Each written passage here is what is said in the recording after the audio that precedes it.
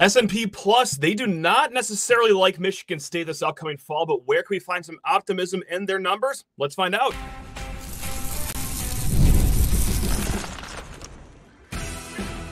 You are Locked On Spartans, your daily podcast on the Michigan State Spartans, part of the Locked On Podcast Network, your team every day. Today's episode of Locked On Spartans is brought to you by Gametime. Download the Gametime app, create an account, and use code LOCKEDONCollege for $20 off your first purchase. Terms apply. Spartan friends, Spartan family, Locked On Spartans listeners, thank you all so much for kicking off your day and ending your week with us here at Locked On Spartans. Hey, that's right, all you everyday listeners, special thank you to you. Please rate, review, subscribe, comment below on YouTube how you are feeling about these numbers that we're about to go over from Bill Connolly. He's the guy behind S&P Plus, one of the best, if not the best, football projection analytical stat out there, if I spat all those words out correctly. But nevertheless, if you ever want to reach out, lockedonspartans@gmail.com is also another great place to find us. All right. Away we go. Just kind of like I said, S&P Plus, this is something that Bill Connolly, one of the great football minds of college football, has been doing for years. Back in his days at SB Nation, he's now with ESPN. And this is a good projection stat for the preseason, and also it adjusts itself throughout the season too. So if you're not familiar with it, it's analytical, which means that it's for smart people. So I try my best to hang on to it, but here we are. I will let Bill Connolly take it away with what he has had to say about our Michigan State Spartans. Sit down for this one. I don't think we're going to like these numbers here, but we're going to add context after we go through what he has to say. The 2024 projection for our Michigan State Spartans is 82nd in S&P Plus, 4.4 average wins, projecting at 2.3 wins in the Big Ten. Now, maybe this doesn't come as a surprise to a lot of you guys out there. If you are keeping in tune with what the sportsbook have to say, Michigan State opened at 5.5, went down to 4.5 for their over-under K4 rankings. That's another analytical website out there. They project Michigan State somewhere around 4 wins too.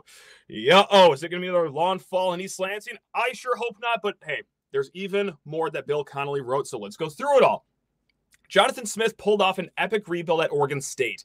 He's taken on another one in East Lansing, and it might take him a little while to get things going. Only 5 regulars and 3 starters return from an offense that collapsed to 122nd in offensive S&P Plus. The defense was decent, but only 7 of 15 players with 200 snaps returned there too.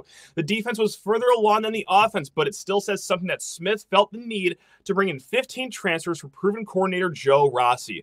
The line gets a complete makeover, but Smith found a potential gem in Middle Tennessee and Quindarius Dunnigan, and sophomore holdover Jalen Thompson was good in a small sample. The linebacking core could get a boost from Old Dominion linebacker Wayne Matthews, who had 10.5 tackles for loss last year and 21 run stops too.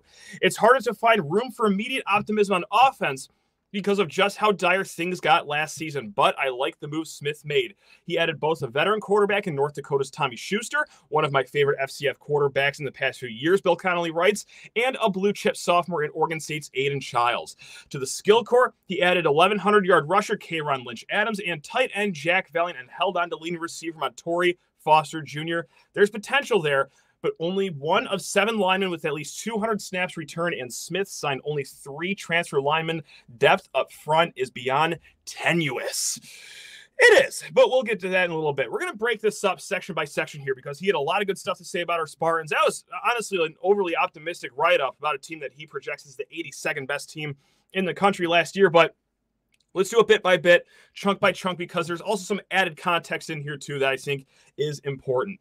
The first portion we're going to get to, only 5 regulars and 3 starters returned from an offense that collapsed to 122nd in offensive S&P Plus. Guys, I honestly, I'm surprised it was even that good last year. The offense was miserable last season, as I'm sure many of you remember. So the 5 regular players, I can assume that he's talking about Ashton Lepo, Brandon Baldwin, Christian Phillips, those 3 guys in the offensive line. There's also Montori Foster, Nate Carter, and Alante Brown. So I'm counting 6 regulars, but we're not going to, split hairs over that. There is a concern, and then, well, maybe there's not, maybe too many concerns. Let's start with what is a concern. It's on the offensive line, right? Dallas Fincher, he's probably projecting to be a backup to enter the season, maybe the first interior guy off the bench this upcoming year. He's the only backup with college experience. All right, Stanton Rommel, Gavin Brocious, they're both coming off of big injuries. And it's not just, to have help up there, have bodies that have experience, but it's also the development of those younger players too. I mean, Rommel and Brocious, their development came with their legs in casts last year. And how much can you really learn and develop off that? We're about to find out. But here's what I'm maybe not concerned about. I don't know. Maybe this is like a little too homery, but I truly think there is something to this.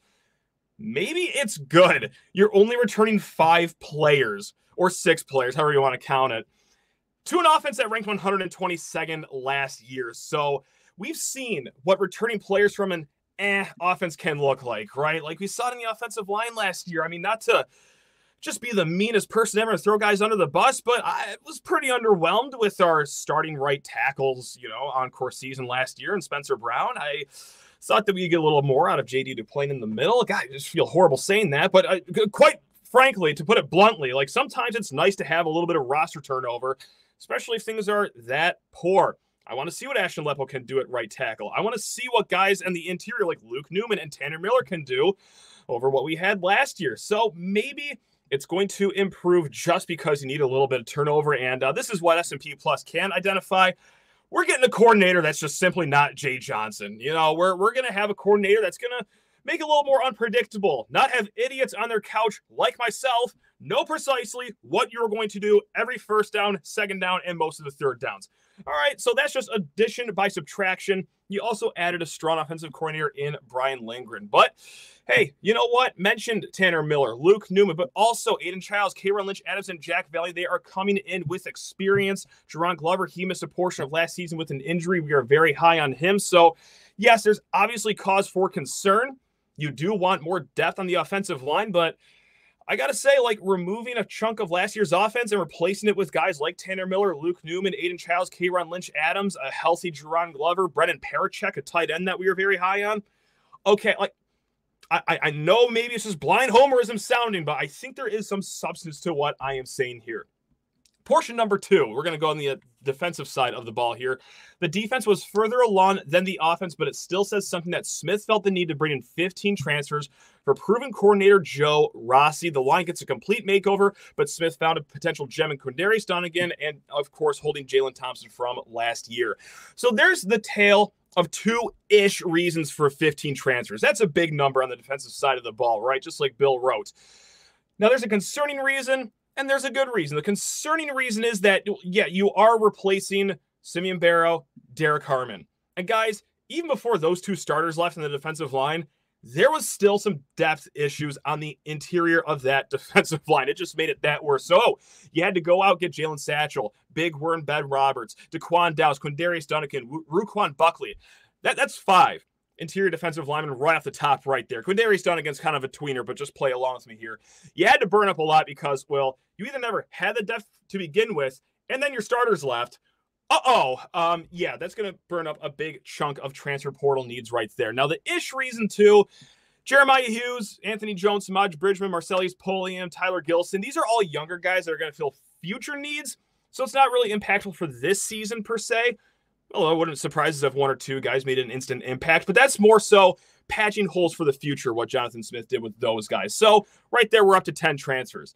Now, there is a good reason within these 15 transfers. You added Ed Woods, okay? Arizona State cornerback, one of the best corners in the Pac-12 last year per Pro Football Focus. Alabama was hot in a recruiting battle with him in the transfer portal season. Jonathan Smith and Michigan State won that out. You also added Nikai Martinez, a guy that's very versatile, played every game and started every game for Central Florida last year. And Legend Cavazos, too, out of North Carolina, who also is versatile and has Power 4 experience. So it's different. You're not replacing a lost foundation like you are with the defensive line, but instead you are just enhancing what you already had on defense. So, yes, 15 transfers, that could sound off the sirens. I get that.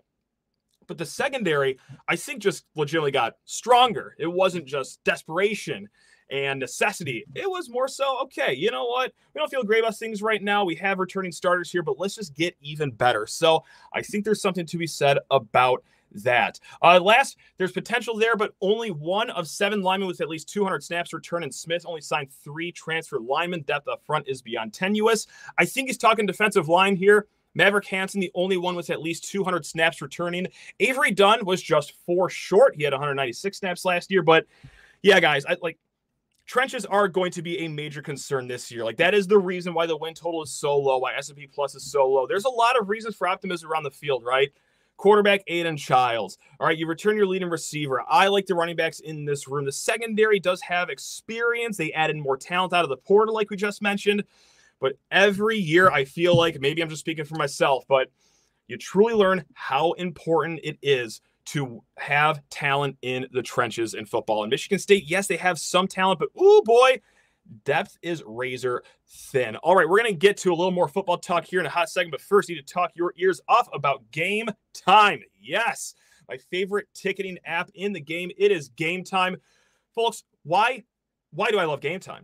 That's a question I ask myself all the time, and I answer it instantly. It's because they save that money. If you know that you're going to go to an event in a few weeks, well, you could already go hop on, check out their flash deals that they have for your sporting event, your concert, theatrical performance, whatever it is that is ticketed, they will have the flash deals for it. Or if you're a procrastinator, you're just going to walk up to the stadium with no tickets in your pocket or on your phone.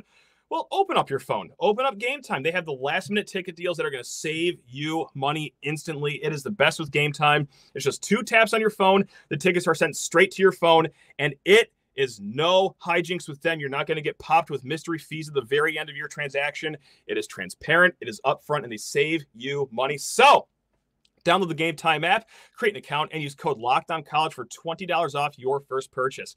Terms apply. Again, create an account and redeem code LOCKEDONCollege for $20 off. Download Gametime today. It's last-minute tickets, lowest prices guaranteed. All right, so let's go swimming in the mailbag here. And this was asked a while ago. This is from our good friend Matt C. Always great hearing from Matt C. So sorry it took a while to get to this question here, but it's been a busy, packed mailbag. So thank you, everyone that wrote in questions. This is taking this long to get through, which I apologize for. But he writes in, are we underselling how bad the coaching was last year when we predict MSU to win 6 games this year? D'Antonio took over a worse roster in 2007 and went 7-5 with competent coaching. Yeah, you know what, Matt C., I think if I'm not mistaken, he's even a little higher on Michigan State. A lot of people are higher too. Like, they see, okay, Aiden Childs, this is great. Competent coaching's involved. Oh my goodness gracious, our schedule could be a lot harder, actually, if you just erase the month of October. It wouldn't be that bad. 8 wins, 9 wins. But right now, I'm at 7-5, which is still 3 full wins over what Vegas is saying. Like, when I say 7-5, I mean that very optimistically. Can't be that every year. But in year 1 of a rebuild under Jonathan Smith, I'd be jazzed with 7-5, as you may or may not know. So last year, what would a competent coach do with last year's team? Right? Well, you certainly beat Rutgers. Get just right off the top there. I don't even think we got to debate that. I think any competent coach can hold on to a 17-point lead. I don't care if it's on the road or not against Rutgers. Oh my God, I can't. How many months has it been since that game, and that still gets me fired up? My God. Anyway, focus, Matt. You got this. All right. You could.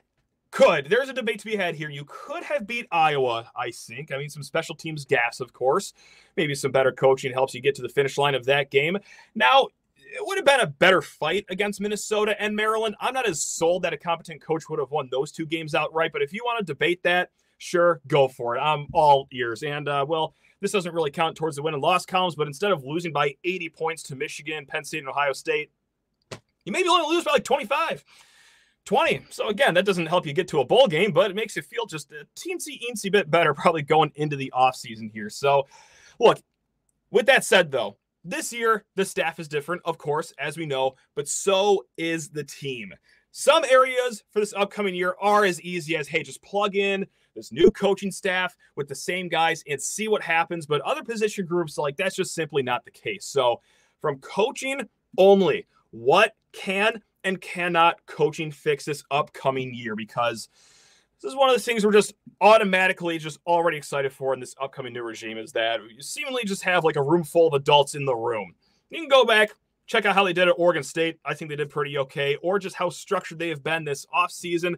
I think that's going to cycle right into what we see on the field too. Just a complete elimination of just utter and complete head-scratching nonsense. I mean, no disrespect to Harlan Barnett, he tried his damnedest out there, where even the Mel Tucker the last few years, there was some times where it's like, $9 million per year for this? Is this what we paid for? Anywho, what can get fixed immediately? Overall, I'll keep, hammering this into the ground. Why not? I don't think Jonathan Smith, would do something like, hypothetically, of course, there's, no sample size for this whatsoever. I don't think he'd line up for an onside kick with 8 minutes to go. We're up 3 or 4 points. I just don't think that would happen. Anyway, I don't think he goes the whole season seeing his team commit 55 pre-snap special teams penalties without doing something. I don't know if it's changing the entire personnel on the field. I don't know if it's firing your special teams coach out of a cannon. But my God, I imagine that some head coach would do something about all the pre-snap procedural penalties that we saw on special teams last year.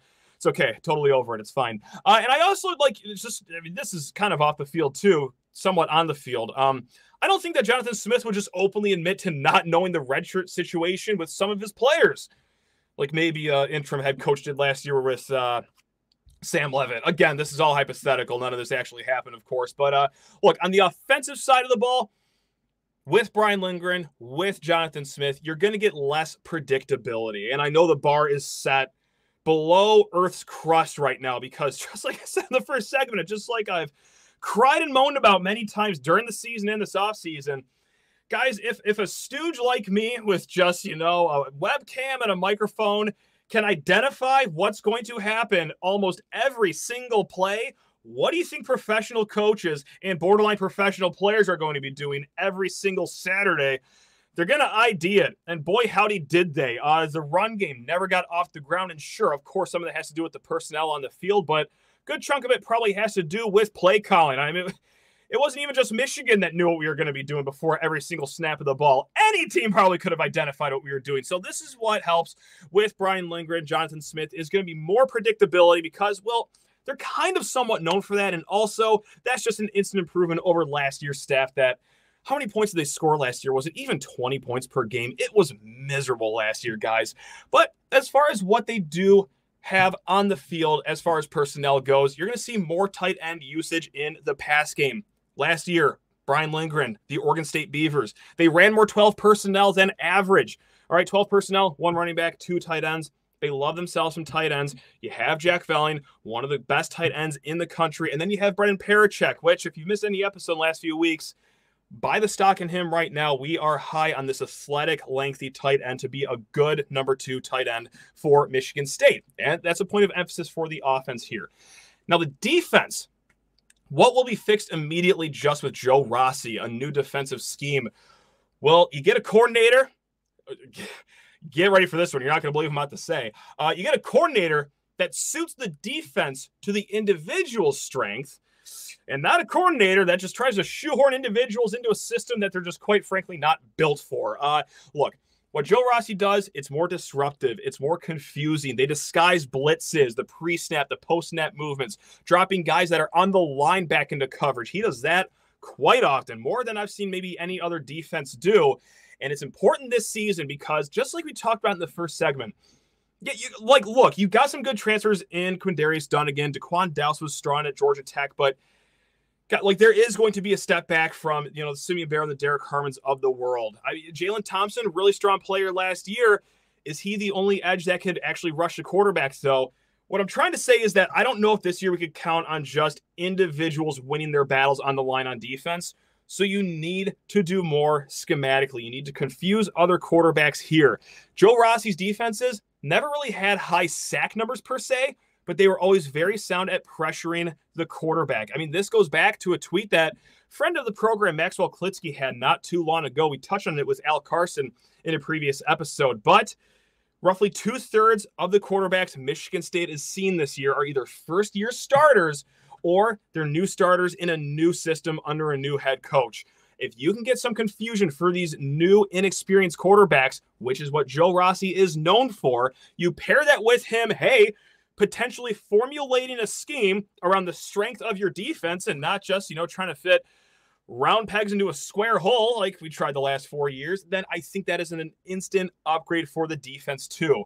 Now, here's what coaching cannot fix. This is going to sound like a lot what we just talked about in the first segment. Number one, defensive line issues. Okay, Douse was a nice get. Big Worm, Ben Roberts, he was a nice get. We'll see if he could be an instant impact. Jalen Satchel was solid at Old Dominion. Maverick Hansen obviously has been here since the John L. Smith days, but we're going to see, and this goes more than just, pass pressure, rushing the quarterback.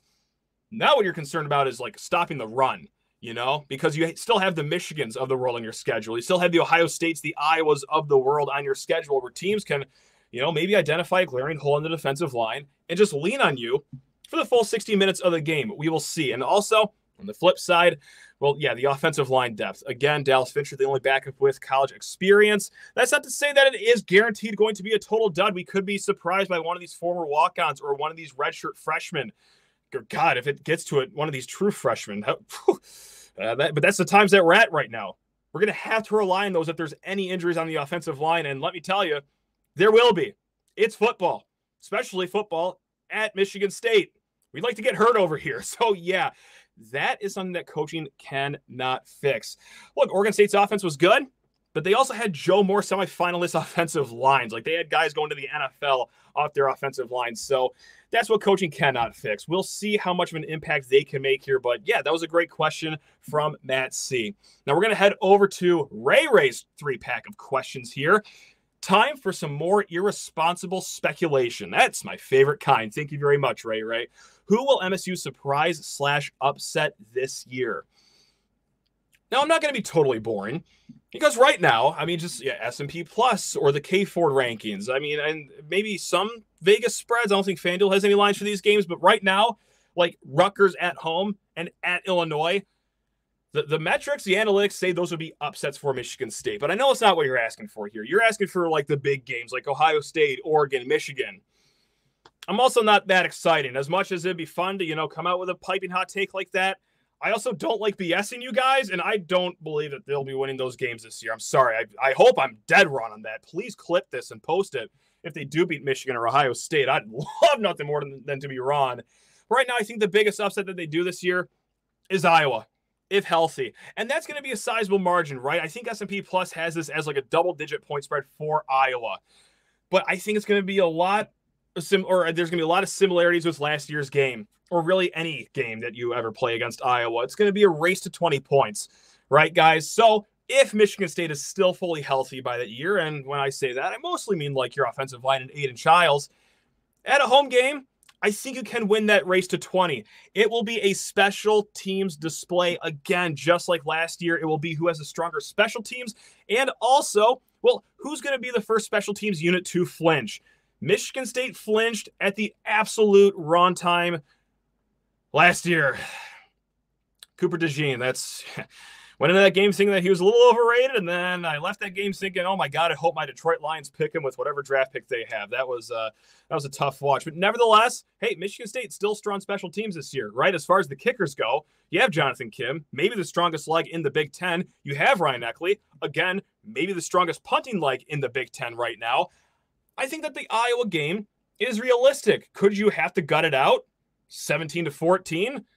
16-13? Yeah, you absolutely could. But hey, if it's that low scoring at home, you know what? I don't know if I'm going to call it my official prediction, but yeah, that's definitely the one I'm feeling most confident about right now. Question number 2 from Ray. Now, here's an important question. This is on everyone's mind. If Graham Couch takes on Stevie Izzo in one-on-one, who wins? Of course, we're talking Lansing State Journal columnist Graham Couch, and then, son of legendary coach and former walk-on, former Michigan State basketball legend Steve Izzo. I actually reached out to both these guys. I texted both of these guys, and one responded.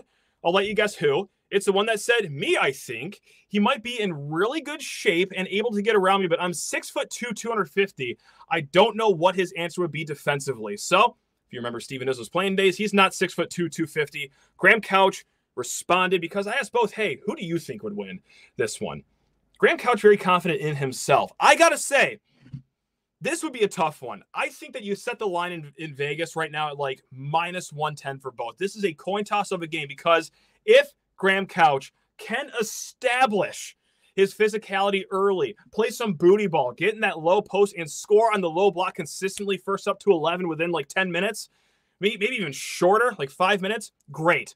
You know what? It's like a boxer going for the knockout in the first 4 rounds of a match, right? But if that goes beyond 4 rounds, then what are we focused on here? We're focused on cardio. All right, Steven Izzo is just coming off 4 or 5 years of strenuous workouts and practices. He's probably in some of the best shape of his entire life. And I know that Steven Izzo didn't set a scoring record at Michigan State, but I like to think that he improved and is actually capable of shooting a basketball here. I know it's, the big joke that, he almost never scored his entire career here. It was going up against guys that are 6'7". I mean, bona fide Division I athletes. I think that he can maybe hold his own. So if cardio plays into account here, give me Steven Izzo, actually.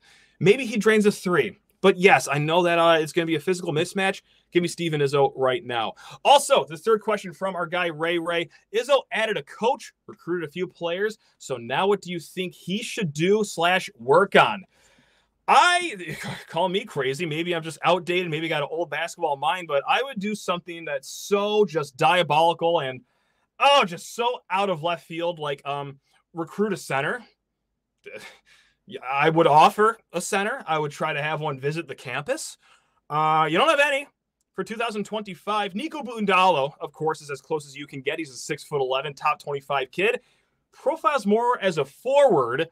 And also, if he commits here, I don't need him playing out of position. I don't think he will because Carson Cooper likely still here. Jackson Kohler likely still here. Jesse McCulloch, maybe he slides down to the center position. But still, when you're looking at 6'11", Nico Bundalo, that's not a traditional center by any stretch of the imagination. So, I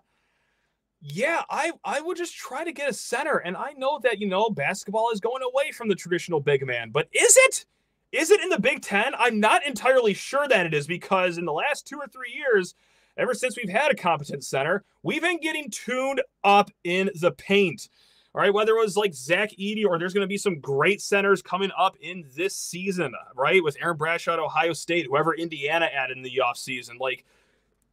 Center is still important in collegiate basketball in the Big Ten, and they don't have anyone visiting for 2025 yet. And I checked. Unless between now and the time this recording airs, they offered someone in 2026, they haven't even offered 2026 center. So that's what I would do. Yeah, if you thought I was done just crying and just getting overly emotional about the center position for Michigan State basketball, you're sorely mistaken, because that's what I would do. I would also make sure, he enjoys a few, days at his nice little lake house in the west side of the state, because I know that Tom Izzo can get, us riled up time to time. Still love the guy. Still hope he enjoys some days off here because, my God, if there's one thing you can never knock on him, it is his work ethic. I don't think the lack of center development or recruiting, I should say, is for, just laziness. I think maybe just direct some resources a little more over there. So, yeah, offer centers. Just enjoy some of the offseason. Come on, you're getting up there in age. Let's just relax a little bit here before we just start going to more and more high school gyms here. Just take 1 day off. 1 day off. All right, guys. Speaking of days off, hope you guys have a fantastic weekend coming up. Let's mix in a water. We will be back hopefully on Monday. Actually, it's not hopefully. I know that we will. Carter Elliott is going to be a full basketball episode. So, yes, we haven't talked a lot about hoops in the last few weeks. We're going to get full into basketball with our guy Carter Elliott. Then after that, I don't know. I'm going to a bachelor party this weekend. We'll see if I hold up okay, and if this is the end, well, guys, it has been real. But no, on a serious note, hey, take care of yourselves this weekend. Love you all. Go Green.